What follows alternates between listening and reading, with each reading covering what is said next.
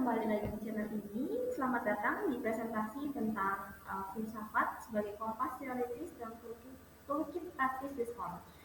Sebelumnya, perkenalkan saya Niwayatnya Febri Lestari dengan NIM 2529061017. Saya mahasiswa Magister dari Pendidikan IPA Universitas Pendidikan Indonesia.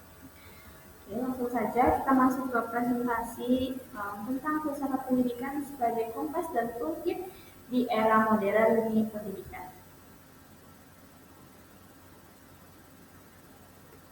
Pentingnya filsafat pendidikan dalam membangun arah pembelajaran. Filsafat pendidikan adalah fondasi yang kuat dalam menentukan arah pembelajaran. Tanpa filsafat, pendidikan hanya akan menjadi rutinitas teknis yang miskin makna, dan dengan memahami filsafat pendidikan, guru memiliki kerangka untuk merancang metode, strategi, dan tujuan pengajaran yang relevan dengan perkembangan zaman. Ia berperan sebagai kompas yang menuntun arah pendidikan dan siswa agar tidak kehilangan arah di tengah perubahan cepat di dunia pendidikan. Sejarah dan tokoh penting dalam filsafat pendidikan. Dalam sejarah, banyak tokoh-tokoh yang berpengaruh dalam memperkaya filsafat pendidikan. Plato misalnya, yang menekankan pendidikan sebagai sarana untuk membentuk karakter dan akal budi. John Dewey yang membawa gagasan progresivisme, yaitu pembelajaran yang menekankan pengalaman nyata dan partisipasi aktif siswa. Di Indonesia dikenal Ki Hajar Dewantara yang menekankan pentingnya pendidikan nasional dengan prinsip tuturi handayani, yaitu guru mendampingi dan membimbing siswa agar mereka merdeka dalam belajar. Gagasan-gagasan ini menunjukkan bahwa pendidikan selalu berpijak pada landasan filosofis yang kuat. Kemudian aliran-aliran yang terdapat dalam filsafat pendidikan. Ada beberapa aliran utama dalam filsafat pendidikan yang memberikan arah yang berbeda-beda. Yang pertama ada esensialisme,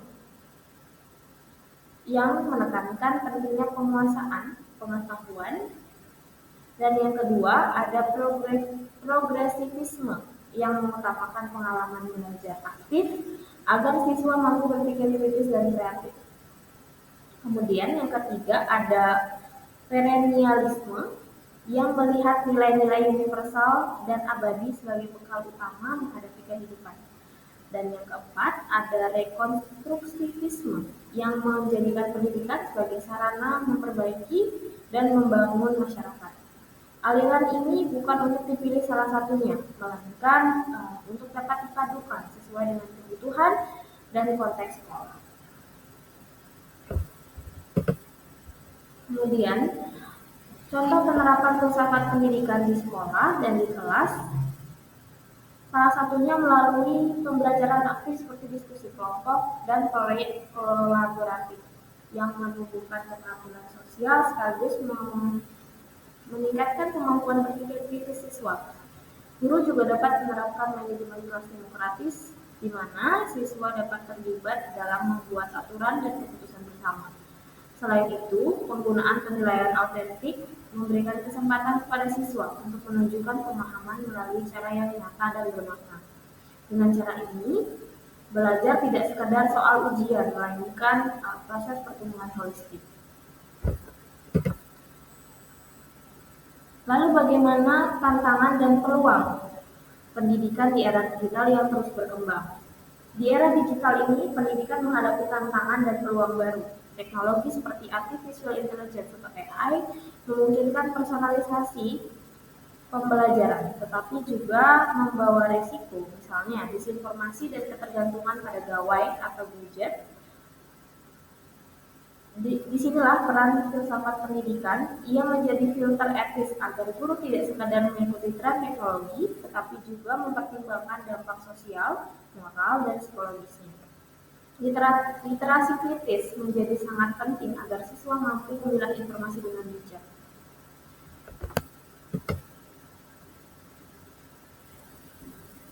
Bagaimana implementasi pendidikan di era kelas modern?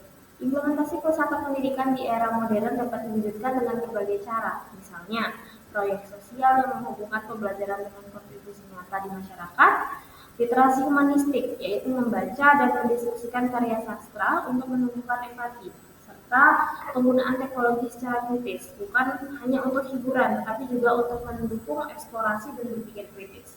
Semua ini menunjukkan bagaimana filsafat pendidikan dapat menjadi toolkit praktis dalam menghubungkan kelas yang relevan dan bermakna.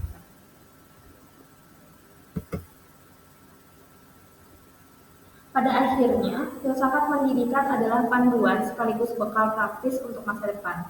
Ia membantu pendidik menciptakan pengalaman belajar yang relevan, bermakna, dan membebaskan. Prinsip Tuturi Handayani dari Ki Hajar Dewantara memberi pesan bahwa peran guru adalah membimbing siswa dengan kasih, memberi ruang kebebasan, dan mendukung pertumbuhan mereka di belakang. Dengan menghidupkan filsafat pendidikan, dalam praktik sehari-hari kita dapat mencetak lulusan yang membentuk manusia seutuhnya. Seperti kata Ki Hajar Dewantara, yaitu Tuturi Handayani, guru memberi dorongan dari belakang agar murid dapat merdeka, tumbuh, dan menemukan jalan hidupnya sendiri. Inilah esensi filsafat pendidikan sebagai kompas teoritis sekaligus toolkit praktis. Baik, mungkin sekian untuk presentasi dari saya tentang hal ini. Sampai ketemu lagi di video-video selanjutnya. Terima kasih.